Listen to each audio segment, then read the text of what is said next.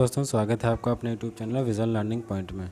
पिछली क्लास में हमने हिंदी साहित्य के 50 क्वेश्चन पढ़ लिए थे जो बहुत ही इंपॉर्टेंट थे। आज उसी के आगे 50 क्वेश्चन और पढ़ेंगे जो आने वाले एग्ज़ाम यानी कि टीजीटी के लिए और पीजीटी के लिए बहुत ही महत्वपूर्ण होंगे। और भी एग्ज़ाम जहाँ पे हिंदी साहित्य के क्वेश्चन पूछे जाते हैं उसके लिए बहुत महत्वपूर्ण क्वेश्चन है। तो हम जो है हिंदी साहित्य के क्वेश्चन पढ़ रहे हैं। तो आप लोग क्या करें, चैनल को लाइक कर दीजिए और सब्सक्राइब कर लीजिए अगर आप सब्सक्राइब नहीं किए हैं, और लोगों को शेयर भी कर दीजिए। पिछले वीडियो पड़े हुए हैं, आप लोग देखना चाहें वहाँ पे शुरुआत से मैंने पढ़ाया है। हिंदी साहित्य के बहुत महत्वपूर्ण क्वेश्चन है, आप लोग देख सकते हैं। तो देखते हैं पहला क्वेश्चन क्या है। पहला क्वेश्चन है, आचार्य रामचंद्र शुक्ल कृत हिंदी साहित्य का इतिहास की अधिकांश सामग्री पुस्तकाकार प्रकाशन के पूर्व हिंदी शब्द सागर की भूमिका हिंदी शब्द सागर की भूमिका में छपी थी। हिंदी शब्द सागर की भूमिका में छपी थी। इस भूमिका में उसका शीर्षक क्या था, तो इसका बताना है।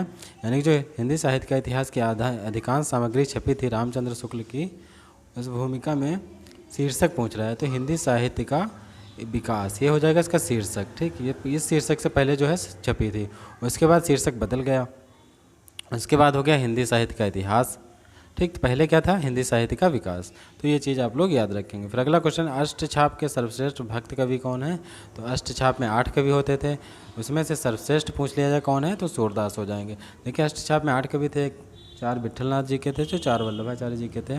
तो 8 कवि आप लोग याद रखेंगे, 8 कवि के नाम पूछे जाते हैं। हम बहुत जल्दी जो है आपके लिए हिंदी साहित्य का इतिहास थ्योरी की क्लासेज स्टार्ट करेंगे जो बहुत ही इंपॉर्टेंट होगी। शुरुआत से लेकर के आखिरी तक जितने भी मतलब आदिकाल है, भक्ति काल है, रीतिकाल और आधुनिक काल, सबके बारे में पढ़ेंगे। बिल्कुल टॉपिक वाइज पढ़ेंगे, इंपॉर्टेंट क्लासेस रहेंगी। बहुत जल्द ही आपके लिए वो क्लासेस मिलना स्टार्ट हो जाएंगी। चैनल को सब्सक्राइब अवश्य कर लें, इससे क्या होगा आपको कोई भी क्लास जो है आसानी से मिल जाएगी, नोटिफिकेशन भी मिल जाएगा। तो चैनल को सब्सक्राइब अवश्य कर लें। तो क्वेश्चन है, देश में एकमात्र किस राज्य की राजभाषा अंग्रेजी है। देखिए भारत में 28 राज्य हैं, 8 केंद्र शासित प्रदेश हैं, उसमें से मात्र एक राज्य जिसकी भाषा अंग्रेजी है।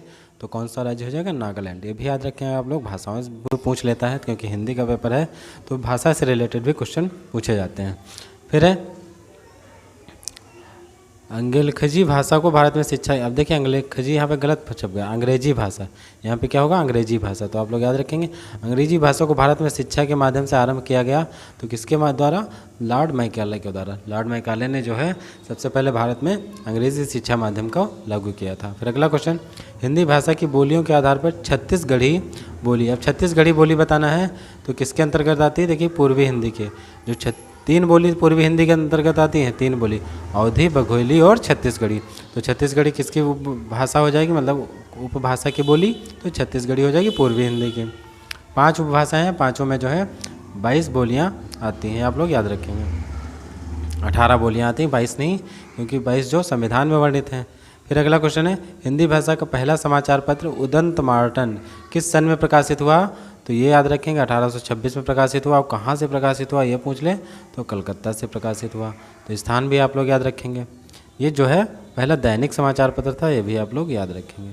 फिर अगला है क्वेश्चन, आंचलिक रचनाएं किससे संबंधित होती हैं। तो आंचलिक रचनाएं जो हैं क्षेत्र विशेष से संबंधित होती हैं। जिस क्षेत्र की विशेष की रचनाएँ होती हैं उसे हम आंचलिक रचनाएँ कहते हैं। फिर अगला क्वेश्चन, छायावाद के प्रवर्तक का नाम क्या है। छायावाद के प्रवर्तक हो जाएंगे जयशंकर प्रसाद। फिर कौन सा एक उपन्यास जैनेन्द्र द्वारा रचित है। तो जैनेन्द्र का उपन्यास क्या हो जाएगा, परख हो जाएगा।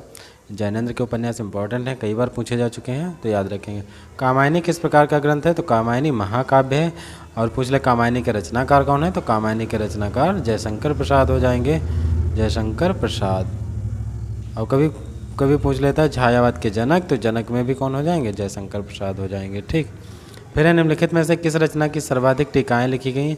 सर्वाधिक टीकाएँ किसकी लिखी गई हैं, बिहारी सतसई की। बिहारी सतसई में 713, कहीं कहीं 719 भी मिल जाते हैं। तो 700 अधिक दोहे हैं, 700 से अधिक दोहे हैं, तो इसलिए इसको बिहारी सतसई कहते हैं। ठीक, बिहारी द्वारा रचित है। फिर अगला क्वेश्चन, निम्नलिखित में सबसे पहले अपनी आत्मकथा हिंदी में किसने लिखी। अब देखिए यहाँ पे कर लीजिए हिंदी में किसने लिखी। तो राजेंद्र प्रसाद ने लिखी। ठीक, हिंदी के किस समाचार पत्र में खड़ी बोली को मध्य देशी भाषा कहा गया है। तो बनारस अखबार में खड़ी बोली को मध्य देशी भाषा कहा गया। फिर अगला क्वेश्चन है, आसमान पर चढ़ाने का अर्थ है अब ये मुहावरा आ गया, आसमान पर चढ़ाने तो अत्यधिक प्रशंसा करना। जब हम किसी की अत्यधिक प्रशंसा करते हैं तो उसका अर्थ हो गया आसमान पर चढ़ाना। फिर है सूर्यकांत त्रिपाठी निराला को कैसा कवि माना जाता है, तो एक क्रांतिकारी कवि माना जाता है सूर्यकांत त्रिपाठी निराला को। फिर पल्लव के रचयिता, तो पल्लव के रचयिता हो जाएंगे सुमित्रा नंदन पंत। फिर अगला क्वेश्चन है उर्दू किस भाषा का शब्द है, तो उर्दू जो है तुर्की भाषा का शब्द है।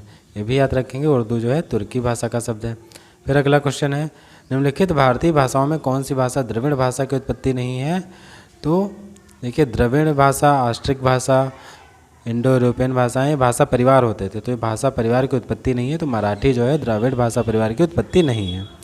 फिर अगला क्वेश्चन देवनागरी लिपि का विकास किस लिपि से हुआ है, तो देवनागरी लिपि का विकास जो है देवनागरी लिपि का विकास ब्राह्मी लिपि से हुआ है। अब देखिए देवनागरी लिपि किस किस भाषा की है, तो याद रखेंगे हिंदी भाषा की देवनागरी लिपि है, संस्कृत भाषा भी देवनागरी लिपि में लिखी जाती है और मराठी भाषा भी देवनागरी लिपि में लिखी जाती है। ये आप लोग याद रखेंगे, देवनागरी लिपि में लिखी जाने वाली भाषाएं हैं। फिर अगला है निराला के राम तुलसीदास के राम से भिन्न और भूभूति के राम के निकट है। यानी कि जो निराला के राम है वो तुलसीदास के जो राम है उनसे भिन्न है और भूभूति के राम के निकट हैं। तो इसका मतलब क्या हो गया, ये कथन पूछ रहा है, तो कथन किस आलोचक का है, तो डॉक्टर राम विलास शर्मा का एक कथन हो जाएगा। कथन इंपॉर्टेंट है, आप लोग याद रखेंगे। फिर अगला क्वेश्चन देखते हैं। अगला क्वेश्चन है मनुष्य के आचरण के प्रवर्तक भाव या मनोविकार ही होते हैं, बुद्धि नहीं। ये कथन लिखा हुआ है, तो यह कथन किसका हो जाएगा, तो ये रामचंद्र शुक्ल का हो जाएगा। देखिए कथन बहुत पूछे जाते हैं पेपर में, तो कथन जरूर आप लोग याद रखेंगे। वो चाहे हजारी प्रसाद द्विवेदी का हो, चाहे रामचंद्र शुक्ल का हो, चाहे राम कुंवर वर्मा को हो, मतलब सबसे ज़्यादा इंपॉर्टेंट तो रामचंद्र शुक्ल और हजारी प्रसाद द्विवेदी के कथन रहते हैं। तो कथन आप लोग याद रखेंगे। बहुत जल्द आपको हिस्ट्री की क्लास मिलेगी, यानी कि हिंदी साहित्य के इतिहास की थ्योरी की क्लास, जो बहुत इंपॉर्टेंट होगी, बहुत जल्दी स्टार्ट होने वाली है। तो चैनल को सब्सक्राइब अवश्य कर लें, इससे जो है आपको क्लासेस मिलती रहें। बहुत अच्छे नोट्स मिलेंगे जो बहुत ही ज़्यादा मतलब वहाँ से क्वेश्चन पूछे ही जाते हैं। फिर अगला क्वेश्चन देखते हैं खड़ी बोली का अरबी फारसी समय रूप, तो अरबी फारसी समरूप क्या हो जाएगा, उर्दू भाषा, फारसी समरूप, ठीक, तो ये उर्दू भाषा हो जाएगा। फिर अगला है निर्गुण भक्ति काव्य का प्रमुख कवि, तो निर्गुण भक्ति किसने सबसे ज़्यादा, कबीरदास ने। और सगुण भक्ति पूछ ले, देखिए भक्ति राम भक्ति शाखा, कृष्ण भक्ति शाखा, सगुण भक्ति, निर्गुण भक्ति हो गई, ठीक, इस तरह से अलग अलग टाइप की है और सबके अलग अलग कवि हैं। तो इस सब के बारे में हम लोग जो थ्योरी की क्लास में पढ़ेंगे, ठीक। तो निर्गुण भक्ति का हो जाएगा आंसर कबीरदास। फिर अगला अपभ्रंश भाषा के प्रथम व्याकरणाचार्य कौन थे, तो सबसे पहले व्याकरणाचार्य कौन थे, तो हेमचंद्र हो जाएंगे। वो भी भाषा याद रखें, अपभ्रंश भाषा के हैं ये। फिर है झरना काव्य संग्रह का रचयिता, तो झरना काव्य संग्रह किसका है, जयशंकर प्रसाद का हो जाएगा। फिर अगला क्वेश्चन है निम्नलिखित में किस देश में अधिकतम संख्या में भाषाएं बोली जाती हैं, तो भारत में। भारत में सबसे अधिक भाषाएं बोली जाती हैं। अलग अलग क्षेत्र में, अलग अलग राज्य में जो है अलग अलग भाषाएं बोली जाती हैं, तो भारत में सबसे ज़्यादा बोली जाती हैं भाषाएं। फिर अगला क्वेश्चन है भूषण किस रस के कवि हैं, तो भूषण का रस हो जाएगा वीर रस। जितनी भी रचनाएं इन्होंने की वीर रस में की हैं, तो वीर रस के कवि हो जाएंगे भूषण। फिर है यहाँ भी गलत हो गया मिस फ्रेंड, हिंदी को राजकीय भाषा, यानी कि जो हिंदी भाषा है इसको राजकीय भाषा, हिंदी को राजकीय भाषा या कार्यालय की भाषा कब घोषित किया गया, तो 26 जनवरी 1965 को। तो याद रखेंगे कब घोषित किया गया, 26 जनवरी 1965 को। फिर है सुहाग के नूपुर के रचयिता, तो अमृतलाल नागर हो जाएंगे। सुहाग के नूपुर ये रचना है, इसके रचयिता अमृतलाल नागर हो जाएंगे। फिर अगला क्वेश्चन कौन सी भाषा आष्टिक समूह से संबंधित नहीं, देखिए पहले क्वेश्चन था द्रविड़ समूह से, अब पूछ रहा आष्टिक समूह से, तो आष्टिक समूह से कौन से संबंधित नहीं, खासी भाषा, ठीक, कौन सी, खासी हो जाएगी। फिर है पृथ्वीराज रासो के रचनाकार, तो पृथ्वीराज रासो के रचनाकार हो जाएंगे चंद्रवरदाई। फिर है घनिष्ठ की शुद्ध उत्तरावस्था, तो उत्तरावस्था उत्तमावस्था 3 अवस्थाएं होती हैं, तो घनिष्ठ की घनिष्ठतर हो जाएगा, उत्तमा पूछता तो घनिष्ठतम हो जाता है। फिर अगला क्वेश्चन है किस भाषा को भारतीय आर्य भाषाओं की जननी, भारतीय आर्य संस्कृति का आधार, देव भाषा या नामों से जाना जाता है, तो संस्कृत। सबसे प्राचीन भाषा पूछ ले तो संस्कृत है। संस्कृत से हिंदी भाषा का जन्म हुआ, अपभ्रंश, पाली, प्राकृत जितनी भी हैं संस्कृत भाषा से जन्म हुआ, तो आर्य भाषाओं की जननी क्या हो जाएगी, संस्कृत हो जाएगी। फिर निम्नलिखित में कौन सी भाषा भारतीय संविधान की 8वीं अनुसूची में नहीं दी गई है, तो अंग्रेजी भाषा संविधान की 8वीं अनुसूची में नहीं है, तो ये आप लोग याद रखेंगे। फिर है साँच बराबर तप नहीं, झूठ बराबर पाप। अब देखिए पंक्तियाँ दी हैं, तो पंक्तियाँ किसकी हैं, तो कबीर की हो जाएंगी, यानी कि साँच बराबर तप नहीं, झूठ बराबर पाप, जाके हृदय साँचे ताके हृदय आप, ये पूरा दोहा हो जाएगा। तो इसके रचयिता कौन हो जाएंगे? तो ये कबीर हो जाएंगे। फिर है दुरित दुख दैन्य न थे जब ज्ञात, अपरिचित जरा मरण भ्रू प्रात। पंक्ति के रचनाकार तो इसके हो जाएंगे सुमित्रा नंदन पंत। देखिए पंक्तियाँ भी पूछी जाती हैं, कथन भी पूछे जाते हैं, दोहे भी पूछ लिए जाते हैं, तो बहुत ही इंपॉर्टेंट रहते हैं, इनको आप लोग याद जरूर कर लीजिए। फिर अगला क्वेश्चन देखते हैं। राम की शक्ति पूजा में निराला की इन 2 कविताओं का सारा तत्व समाहित है। कौन सी 2 पंक्तियाँ जिसमें सारा तत्व समाहित है? तो जागो फिर एक बार और तुलसीदास। ये जो राम की शक्ति पूजा है इसी कविताओं का सारा तत्व समाहित है। तो जागो और फिर और एक क्या हो जाएगा? तुलसीदास। फिर है चिंतामणि के रचयिता कौन है? तो चिंतामणि के रचयिता रामचंद्र शुक्ल हो जाएंगे। अगला क्वेश्चन, सिद्धों की उद्धृत रचनाओं की काव्य भाषा। तो देश भाषा में स्थित अपभ्रंश अर्थात पुरानी हिंदी। सिद्धों की भाषा वैसे कौन सी थी? संध्या भाषा थी, तो ये भी आप लोग याद रखेंगे। अगर ऑप्शन में संध्या भाषा मिल जाता है तो संध्या भाषा भी हो जाएगी। फिर है बूंदी नरेश महाराज भाव सिंह का आश्रित कवि, यानी कि जो महाराज वगैरह होते थे पहले के राजा महाराजा, उसमें एक कवि रहते थे उनके दरबार में, तो आश्रित कवि होते थे। तो आश्रित कवि कौन थे भाव सिंह के? तो मतीराम हो जाएंगे। कौन हो जाएंगे? मतीराम। फिर है भाषा के संबंध में हिंदी शब्द का प्रयोग सर्वप्रथम किसने किया? तो भाषा के संदर्भ में सबसे पहले किसने किया? तो अमीर खुसरो ने किया। अब पूछ रहा है केरल राज्य की भाषा। तो केरल राज्य की भाषा मलयालम हो जाएगी।